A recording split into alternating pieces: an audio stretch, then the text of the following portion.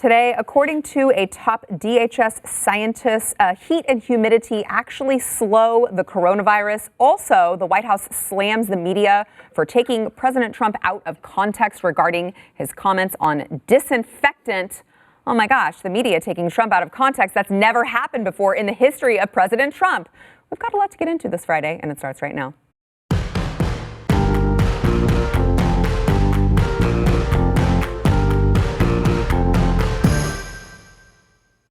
Welcome to the news and why it matters. I'm Sarah Gonzalez. Today joined once again, 2 days in a row, to What Do We Owe the Pleasure? Stu Burkier, host of Stu Does America, here on BlazeTV. Yes, I'm very excited. I was up late last night watching the draft, so I'm super tired. I'm going to do a really bad job. Oh, okay.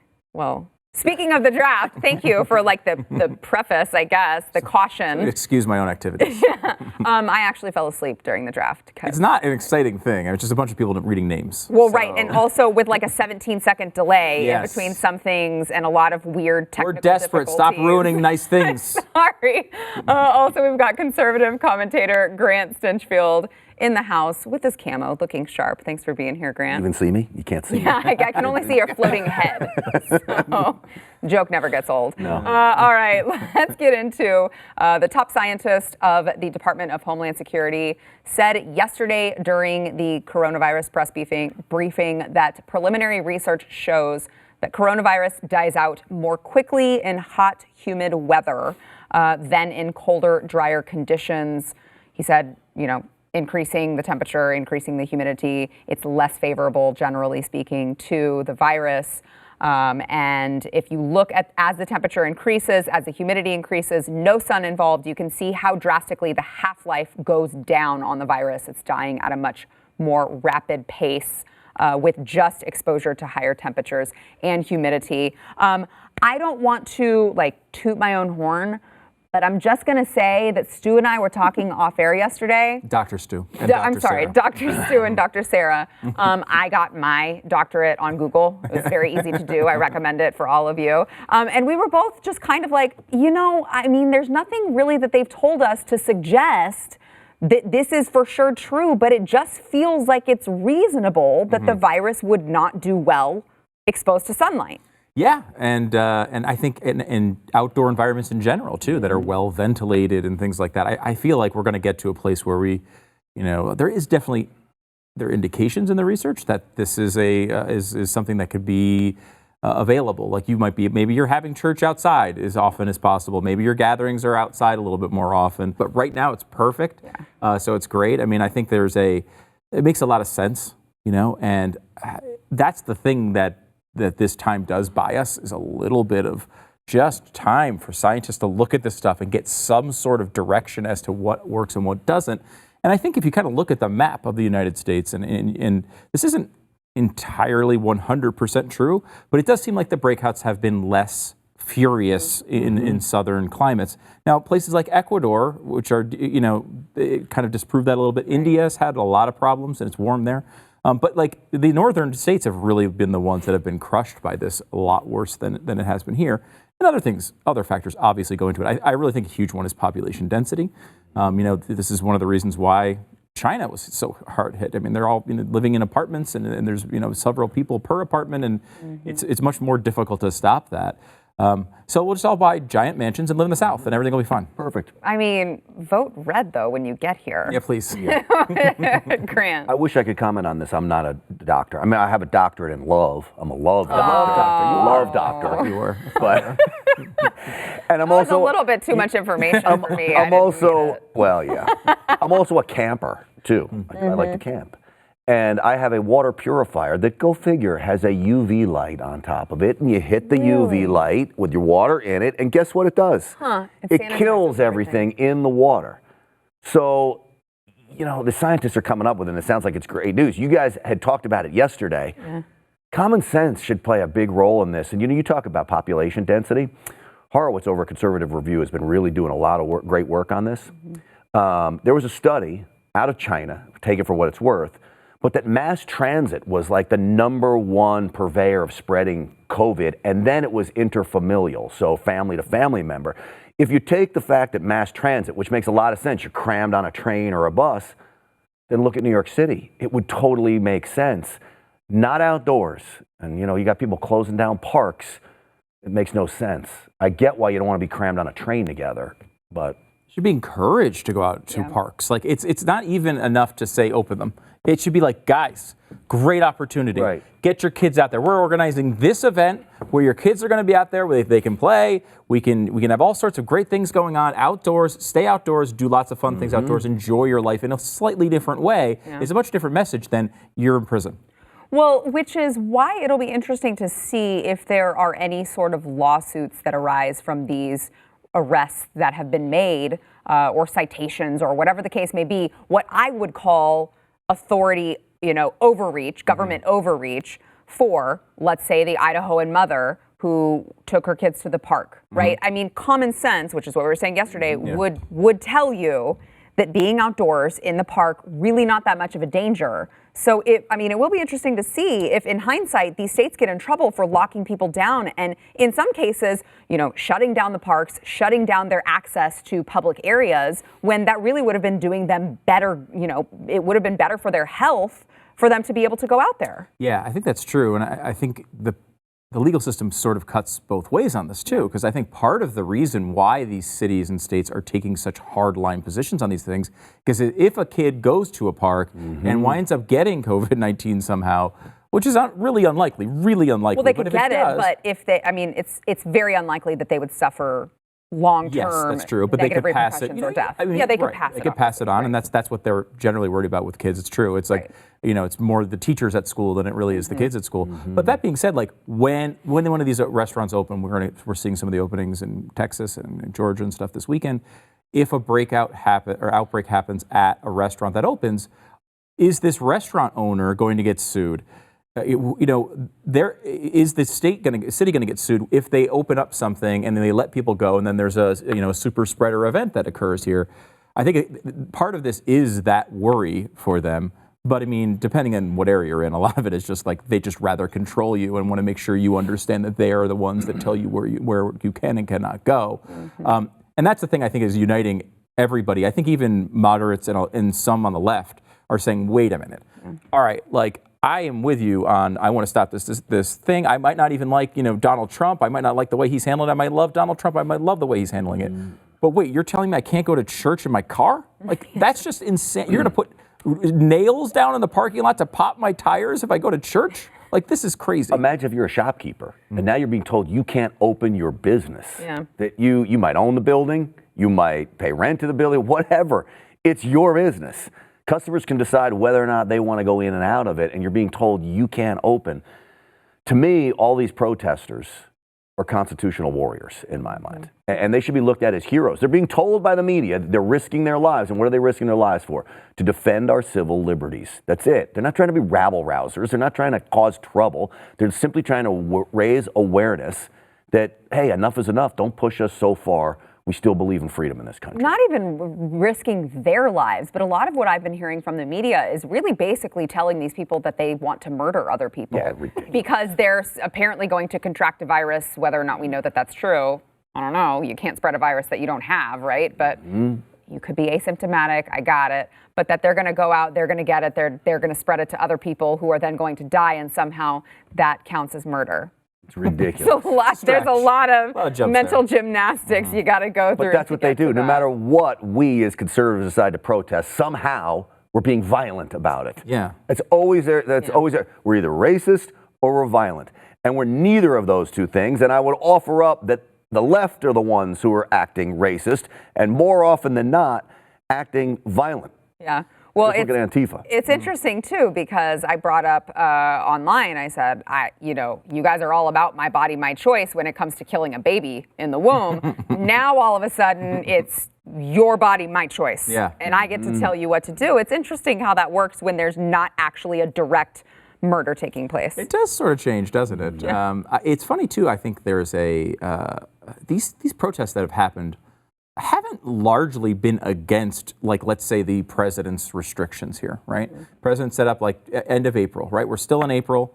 A lot of these things are really annoying, but we understand that things have gotten better over this period. That's great. the protests have been about things like the Second Amendment. Like, wait, what do you mean I can't go to the? What does that have to do with this? Like, what do you mean I can't go to church in my car? What do you mean I can't? These are like these flares into massive overreach, which is happening all over the country. Those are the things I think that people are stepping up and protesting. People, I think, they understand that like this is a really tough time for everybody, and we've changed the way we've lived here for.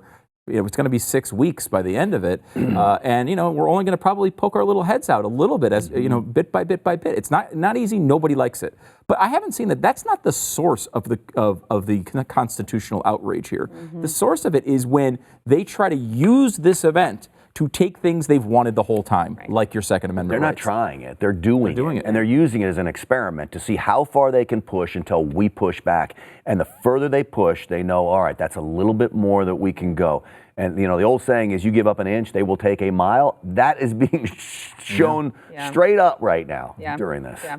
I do find it interesting, it will be interesting to see what happens this weekend with, Stu, you mentioned what's going on in Texas, kind of opening things back up, because it's a little different than what's going on in Georgia. In Georgia, you've got the governor of the entire state saying, okay, we're going to open things up. In Texas, not really so. It's a little bit more murky because you've got the governor who said we are still going to close down. However, you've got this, this one particular city, this one particular town, Colleyville, that has decided to open things up.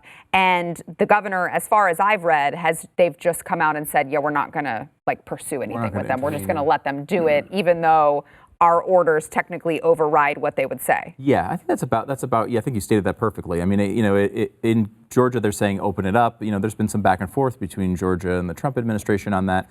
Here in Texas, they did open up some things, very, very, little baby step. They're supposed to announce more openings on the 27th. We'll see what that looks like. Hopefully that will include nail salons. Yeah, right. Now I think nail salons in Colleyville. They this one town in Colleyville. It's close to here. Yeah. They're opening up the patios for restaurants. I think I did read salons. I read salons. Salons. So I think that would include nails, right? I think so. I don't know a good place to go. Someone in Colleyville, let me know where's a good place to go get my nails done this weekend. Yeah, but it's very, it's still very much like, one person. Right. I think it's retail still social distancing. Yeah, retail I think is one person for every 2,000 square feet. Jeez. So I mean that is really social distance.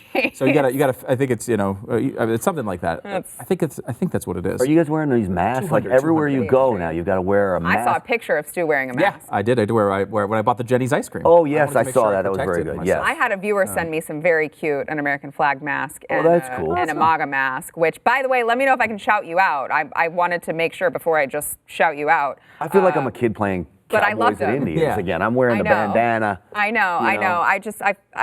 You got to look stylish if you're someone like me. Will they get mad at me for saying Cowboys and Indians? That game's like totally politically incorrect. It is, right? Yeah. Yes, it is. I did notice the cultural differences, though. Like, there's a Whole Foods near here, which is where I bought all this ice cream for this Nancy Pelosi segment I did this week. Only place I've been in the entire time, 100% mask usage. Literally 100%. every single person. I went to a Lowe's in the town I live in. There was nobody there. Right. They're just hanging out, arms over each other, kissing each other. I don't even know what it was. But it is a difference still. People are still kind of feeling that difference out. Yeah. But I mean, look, I don't like it. I don't like wearing masks. But look, I want to get through this period. I want to, I think we all are at that time where we are still, as you pointed out to start the segment, Sarah, learning things about how this disease operates. And that's one of the really, I think, fair complaints from people who said we've handled this too harshly, is to say that we don't have all the information. It's also the reason why they handled it so harshly. Right. And that's what's so difficult to deal with. You see a massive outbreak in place after place. Well, we don't want that to happen somewhere else, so let's change whatever we were doing there. Let's do something different. Now that we're gathering more information, hopefully the government, and again, Texas, we might have hope for this. The government can be sensible about this. Let's say encourage some certain activities, maybe discourage others for some time until we get a real handle on this. Yeah. All right. Coming up next, President Trump made comments that were taken out of context by the media. Oh my gosh, it's so shocking. We'll get into that. First, we want to thank our sponsor, Black Rifle Coffee Company. Now, I know you guys know Black Rifle Coffee Company. They're veteran owned and operated. They do premium small batch roast to order coffee. So when you order from Black Rifle, you are getting the freshest coffee. But they have just recently launched an all new canned coffee, which I am really excited to try.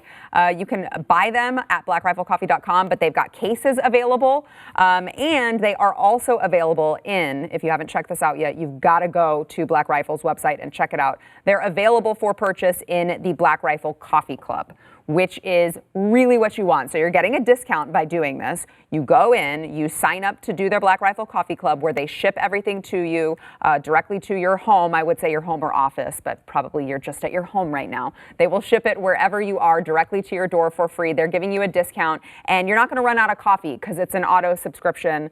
They're sending it to you, so you're not running to the store in your mask at 11 o'clock at night when you've realized that you've run out of coffee for the next day, and you've got to get it.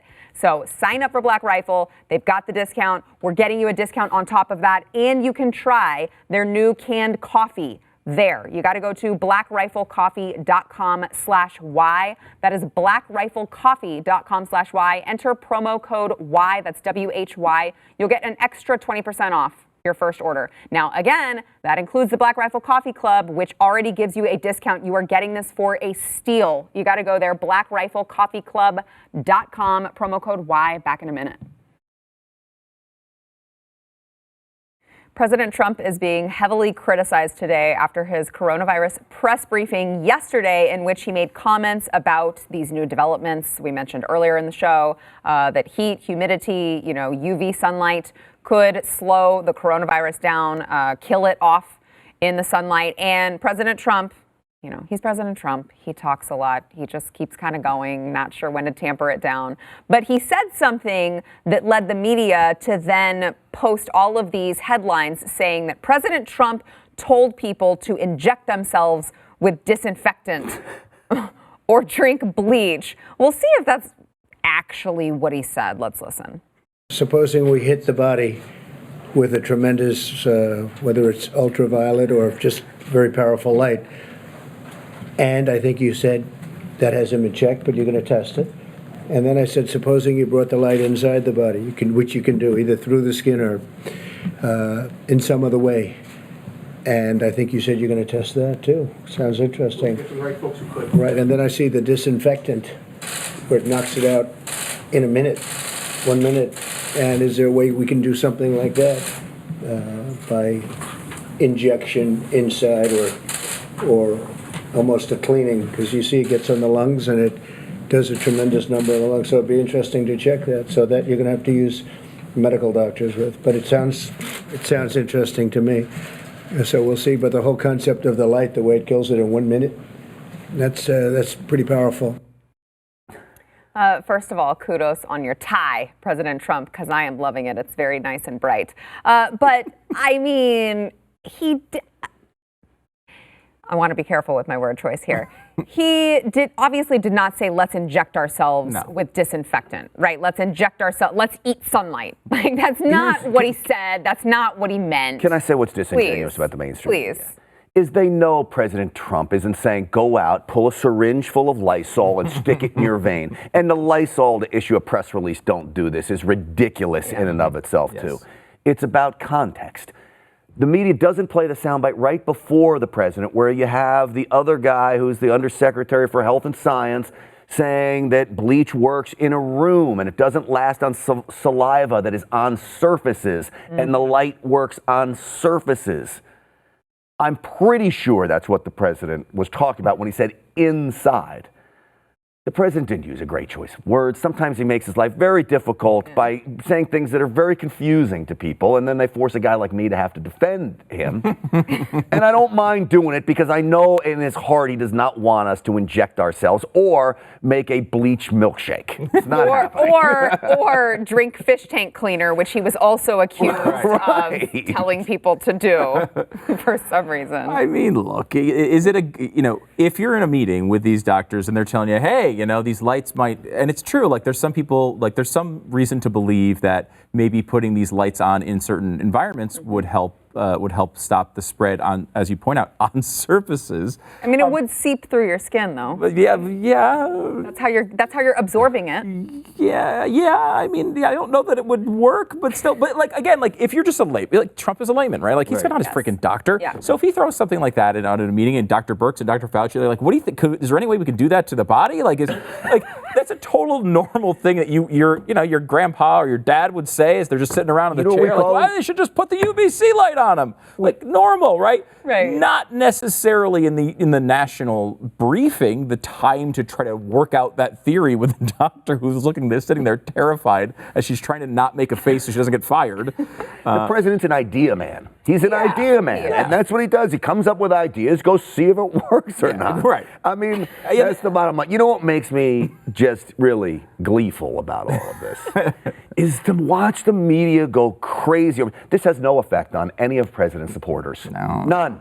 They don't care about this, and they know that he didn't mean it. But to watch the media go into a frenzy that he's telling people to drink bleach and fish cleaner and all this other stuff, to me, it's really very gleeful to watch them. Watch them unleash. I find very little value in trying to hang on every Trump statement, good or not.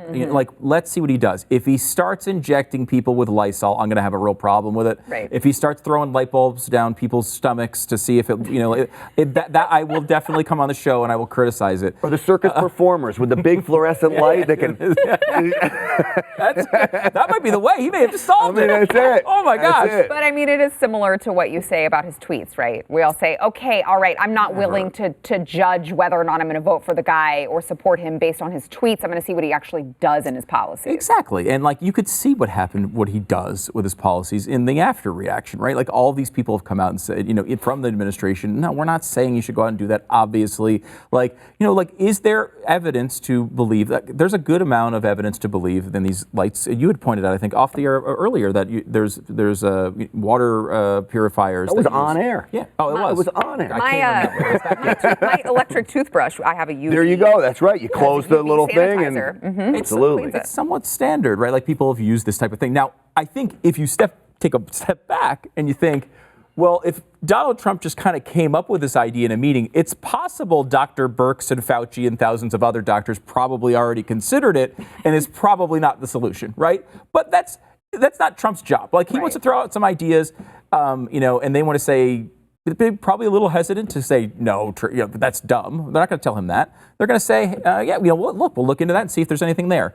I don't think that the national briefing is the time to work those theories out. It's just not a great place for it. He said, but he didn't say just say check with a doctor. He said check with a medical doctor. Yeah, he did. So that would count you out. Come on. No Dr. Love. No Dr. Love. Yeah. I'm not on the panel. Again, you want to see, I would like to see Trump helping himself in these things, and I don't think this helps. But that being said, the media knows it. The media knows no one's getting injected with Lysol. The media knows this. They're using it. And it's amazing, I think, because if you take their goal as what you think it is, and what I think it is, which is they want Donald Trump gone, they want him to lose. You wonder why at some point they wouldn't change tactics. Yeah. They've tried this 25 million times. It doesn't work. Just coming out with a loose phrase from Donald Trump and making it into an international incident is not an effective tactic if you want to take this guy down. Clearly, because it's all you've done since the day he came down that escalator. So why not think about trying to do something else? And instead of wasting your time on this, take a national crisis seriously. Stop making it about, an offhanded comment or a joke he makes about models. Right. Grant, I mean, also, I would just like to point out for the record, President Trump may go on too long, right? He may talk too much. Right. He may not know when to stop talking, but at least he can formulate words, unlike his challenger. You had said that. Party. You had summed it up perfectly. At least he's making statements where Joe Biden can't even formulate one. I mean, it's fair. Yeah, it's a fair point. Just it was Sarah's point. It was not my point. I'll take the hit. Send me the hate mail. It's fine. All right, we've got a lot more coming up, but first we want to thank our sponsor, the Classic Learning Test. These are the people that bring you the CLT exam. Now, as recent as a few months ago, we would have never thought that there would have been a time where SAT and ACT tests were just getting canceled. If you're a college senior and you haven't taken the test, you just are like, oh, Well, I don't know how I'm going to get into college now because I can't take my test. Yeah, well, with coronavirus hitting, that is what's happened. So CLT, they're like, okay, well, this is kind of awkward because this is not the circumstance that we want to give us our big break. However, they've already been preparing for a solution like this for years.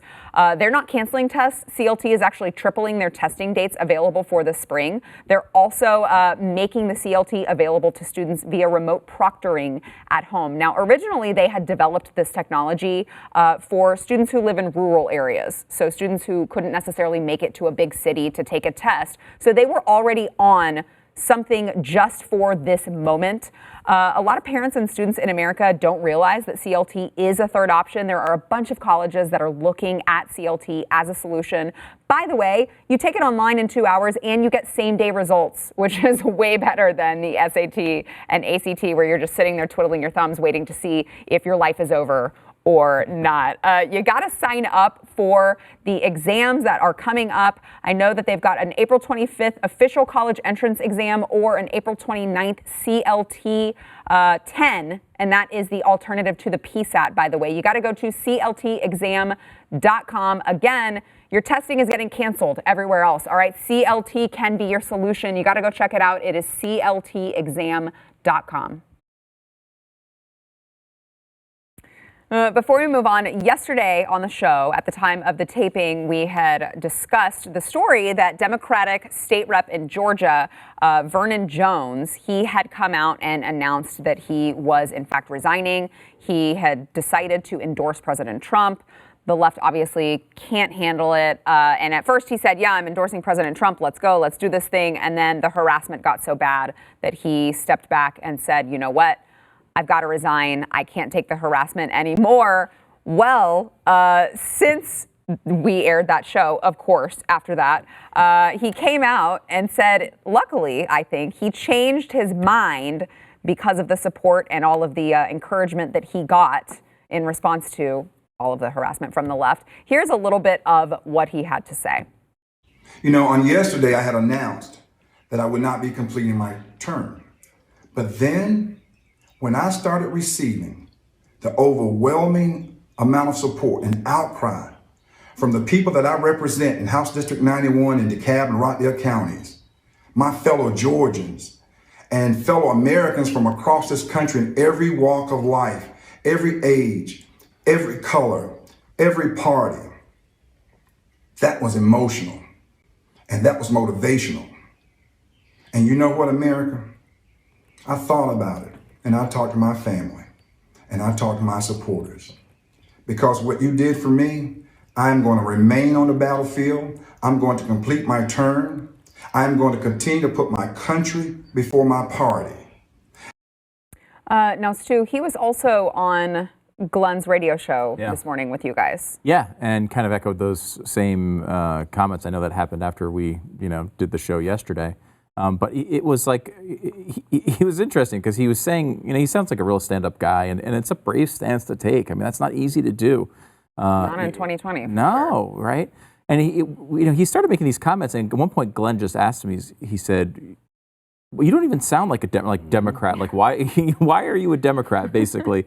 And he said, well, look, the Democratic Party left me, and I was a Democrat back in the time. And he starts listing off these things. He's like, when they were all about small government. And I'm like, what time was this? Because I missed. Old are you, I sir? was asleep that week, I think. I think he sounds like he, if he's not a Republican, he should be an independent. Yeah. He certainly should not be a Democrat. They don't want him to be a Democrat. If you disagree with the Democrats on anything, you're not allowed in. Mm-hmm. And that's a lesson I think a lot of people around the country are learning. It's an exclusive club. It's one that you're never woke enough to be in this club. And we're seeing this all over the place now. We had another representative on from Michigan who was seeing the same thing. All she did was say, you know what, Donald Trump has done a good job. He's the only one who's actually helping us out here in Detroit with this coronavirus thing. Our governor's not doing anything. She's ignoring us. That is enough. And she's now the villain of the Democratic Party as well. Let me tell you something about Vernon Jones. That guy is a stand-up guy. He used to come on my NRA TV show, and he's been talking about this stuff long before yesterday. He has always been a big pro-Trump guy. He loves the Second Amendment. He would visit me every year in annual meetings when we were broadcasting at NRA annual meetings. Vernon Jones would come. You know, Democrats do show up to NRA annual meetings, by the way. And I asked him the very same question. Why are you a Democrat? Yeah. And I asked Sheriff David Clark the same question. You remember Sheriff David Clark he doesn't talk like a Democrat at all. Right. And I think part of what comes into play is if you want to get elected in those districts, you've got to run as a Democrat. Yeah. Otherwise, you're never going to get elected. He was never lied about his beliefs about anything, either one of those guys. Yeah. Mm-hmm. But I think, you know, they've just, for so long, we're part of the Democratic Party, you know, and in many respects, that party did leave them, for sure. Mm-hmm. Which, I mean, you know, what you're saying brings a lot of truth, and I think it brings to light the issue with the two-party system, which I know we can save for a whole nother show.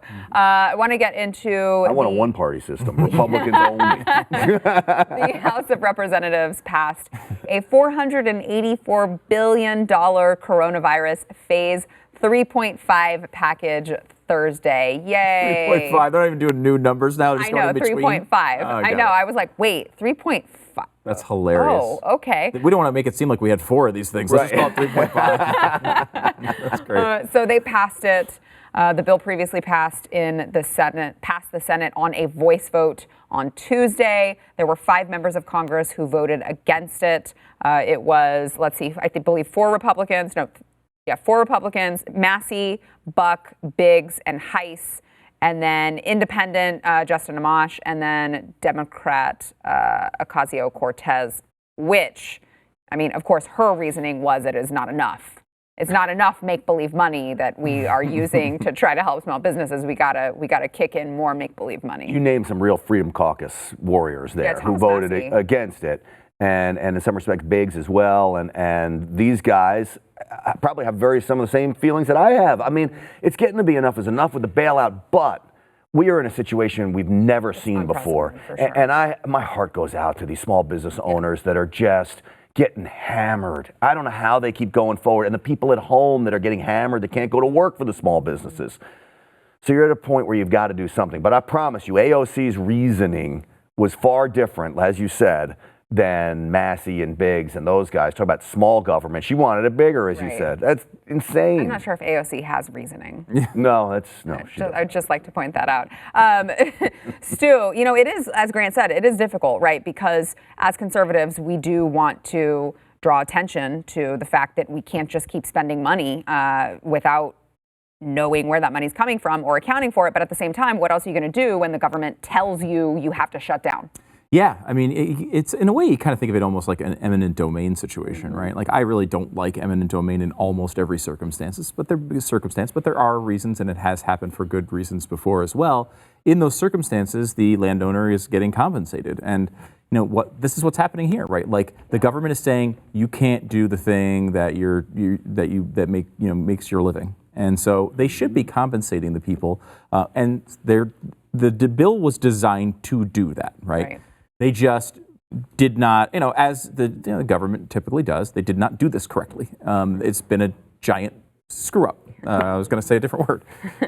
It's a situation where these people are being, told they can't go make a living, and at the same time, their business, they still have to make these payments. They still have to, if you have expensive equipment that you leased that's supposed to earn the money to make those lease payments, you might not be having, you might have some expenses that have gone away with, obviously you're not open. And not all those lease payments are forgivable. You can only up to about 25% of the loan that used for non-payroll expenses will be forgivable. Anything over that will not be forgivable. So you run into a problem as a business owner. Okay, say you're making payroll, you've got a business, but you're affected and your revenues are down.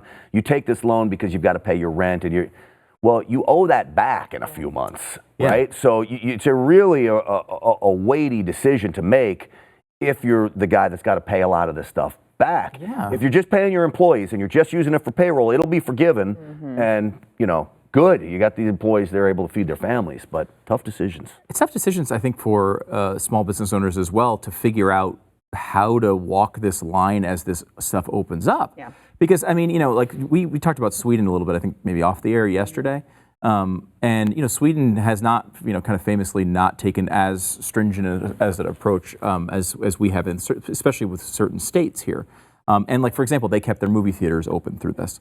Well, their cinema box office has dropped by 98%. Wow. So, like, yeah, it's open, right? But would you rather have your business open and making 2% of the revenue? Right. Or would you rather just be closed and making 0%? You're probably doing better in that scenario. So as this starts to open up, and I don't think it's going to be that dramatic here, but as that starts to open up, you wonder, like, are these loans, and you probably know this, Grant, because I know you've gone through this process a little bit, but like, if you open up your business and you took this loan, and now you are at an actual, your business is open, I know you're being affected by coronavirus, but is it like now you're spending all the time you're going in, you're doing your work, all your employees are coming in, whatever risk you're taking, and maybe you're only making 5, 8, 10% of the revenue. Is it even worth it to try to open up? And that's going to be a tough decision for business owners. Which, Grant, I do want to get your thoughts on, but I also want to add into the equation restaurants too, right? Because restaurants have already come out and said, especially here in Texas, when they talked about, well, maybe we'll let you just open up half, right? Like you can have half the capacity.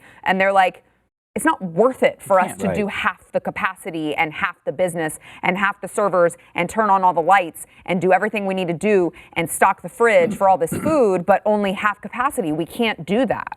What Stu just explained and what you're saying sums up why you don't need government intervention to shut the economy down. Yeah. Sweden didn't do it. They said you can go to the movies, and what happened? You said 98% of the people were not going. They're 98% empty. Mm-hmm. Well, free markets took over there, and the people were smart enough to say, you know what, I don't want to sit next to a stranger and risk getting coronavirus. I didn't need a government bureaucrat in Stockholm or Washington, D.C. telling me what to do. Right. And so, look, I think government just needs to get out of the way, let people make decisions for themselves. If it's best for you to stay home and shelter in, then stay home and shelter in. Me and Stu and you all going to the movies is not going to affect an old person who decides to stay home and not go out. Yeah. All right, more to come. Back in a minute. We all going to the movies?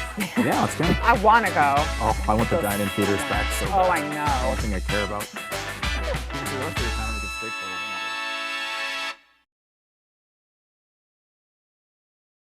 In our last couple minutes, let's talk something non-coronavirus related. A federal judge has blocked a California law that required law-abiding citizens to go through a background check every time they purchased ammunition. This district judge ruled, of course, against the state of California. He said the experiment has been tried, the casualties have been counted. California's new ammunition background check law misfires, and the Second Amendment rights of California citizens have been gravely injured. Criminals, tyrants, and terrorists don't do background checks. The background check experiment defies common sense while unduly and severely burdening the Second Amendment rights of every responsible gun-owning citizen desiring to lawfully buy ammunition. Grant, I'm going to go out on a limb and guess that you have something to say about this. Well, so this has been a long history of California of trying to legislate the Second Amendment out of existence. They make it so hard for you to practice firing your firearms. They make it so hard to buy your firearms. They make it so hard to load your firearms, whether it's magazine capacity limits or whether it's ammunition. This is so far out of line with the Constitution, and you can really tribute President Trump for this, because I'm not sure you would have seen this decision until he started getting some federal appointees on the bench. Yeah. Stu, I do want to add, too, that apparently this particular law, shockingly, some sort of government background check didn't run perfectly, and at least 16% of the time it was denying ammunition to law-abiding citizens. Shocking. Yeah. I'm stunned to hear that. This is a debate that's gone on for a long time in this country. I mean, go back to the old-timey days. I mean, back in the old racist, horrible days, when many Democrats were in favor of things called poll taxes, where they'd say, like, no, of course black people can vote. There's just a tax on the vote, and don't worry about it, just pay the tax and you can vote. Well, those were ruled unconstitutional. They put barriers in the way of constitutional rights that were ridiculous, right? That isn't allowed. It's not constitutional. These things should be ruled unconstitutional. They don't treat the Second Amendment like any of the other ones, right? Yeah. I mean, like they don't do it. They just ignore it whenever possible because they think they have some really good argument, some moral point, some point of control that they want to kind of emphasize. It hasn't worked when it goes up the level of the courts. It usually gets shot down, but it takes time. And look, none of these provisions have ever stopped a mass shooting, or I would argue most crimes from happening. As the judge said, criminals don't do background checks, which is like, Finally, someone is saying it, what we've been saying all along, and you people call us crazy. And how silly about ammunition. That's why they're criminals. You need a firearm to make the ammunition dangerous. Right. I could sit here throwing bullets at you guys. You know. I mean, it might hurt a little That's bit. how good your arm is. You know? It might sting a little bit. Maybe. I still find it so interesting that, Grant, to your point, that Obama left all of these vacancies open to fill all of these judge positions. What was it, 100 and something judge vacancies that there were when President Trump took office? And he has, to his credit, done a really good job of filling them with really good constitutional judges who do not appear, at least, to legislate from the bench. Now, I don't know about the Supreme Court. Those are kind of I mean, look, there may have been an but- issue that Republicans controlled the houses and the Senate for appointments, and it may have been very hard for President Obama to get his appointments through as he's leaving office. Yeah. And I think, they did the right job of holding up some of those appointments just for this very reason. All's fair in love and war, and it's politics as usual. I have a feeling that's probably why Obama didn't get many of his appointments in. Oh, yeah, definitely. I mean, Mitch McConnell, really, I mean, he gets a beating from conservatives a lot, but really a lot of the stuff that happened with judges, he's had a huge role in. I mean, certainly he had a huge role in the Supreme Court. Merrick Garland. Merrick Garland. Every time you go on Twitter, it's all you can ever read is Merrick Garland. But yeah, I mean, that was a risky move at the time. He took that stance. I think, too, Trump, learned a really valuable lesson as he went through the election. He named his Supreme Court justices in conjunction with the Federalist Society. He went to really good people who really know the courts, really know the actors in the courts. And he's worked with them. He's worked with people like Mike Lee and Ted Cruz, he's not like out there trying to analyze judges. He needs, just like any of us would, you need someone who is in that world, living that world. And he's gone down that road and has not, he is not separated from it, which has been, I think, really beneficial for him. He learned that it helped him in the election because a lot of people back in 2016 were like, I don't know, but the judge thing, I'll go with that. And that helped him. And now you see that he's turned that on and he has not let anybody down on those picks. I mean, I'm not crazy about Kavanaugh, but still, overall with the judges, he's been fantastic. This is why the Senate is so important. The presidency is so important. The Senate is next. And because it has such a far-reaching effect on our judicial system that has really become a system for activist liberal judges through the Obama administration. All right, back in a minute. Yeah, that's changed a lot, though. He really has gone a long way on that. I endorse it. Yesterday's poll, what is Joe Biden up to? Most of you said sleeping. 52% of you said sleeping, which if he's not doing, he does need very desperately. 32% said trying to call Barack, and 16% said softball MSNBC interview. I'm sure he's simultaneously doing all of those things. Today's question, how much longer are you willing to stay quarantined for? Yeah, I guess so. I think that was a question a while back, but it's here again because we're still in quarantine. A day, a week, a month, or 3 months. I think by 3 months, I'm already a goner. I've jumped off the bridge. Probably a month as well. I can't do it anymore. A week? I feel like the end of April was what they kind of outlined. Yeah. Let me ask you this question then. Okay. A separate poll question. Okay. February 7th, 2021, Super Bowl Sunday. Does the Super Bowl happen on that day, and does it have a normal crowd in the building? No, it doesn't happen that day. It Doesn't happen that day. I don't think. Holy do you think, macaroni. Because I think they've got to move. I think if they have anything, they move everything back. America, I know money talks, and the Super Bowl is big time money. I say it's gotta still go. going to happen. Is the crowd there? Is it like a socially distant half crowd? But they've already sold tickets. Yeah, well, Right? not really. I mean, they have some that they give away, but they haven't really sold real tickets yet. And what happens as we move into that next winter season? Does Right, it show 'cause it's its ugly February. head again. And they keep saying it will. So that's going to scare people. Oh my I gosh. know. I don't know. That's a good question. I like the thought exercise. By the way, don't forget, Grant is going to be on Newsmax Saturday Report from 9 to 12 Eastern. Yes. You got to catch him tomorrow morning. Grant Stinchfield, Saturday Report. Thank you, Sarah. Stu Does America, too. Subscribe.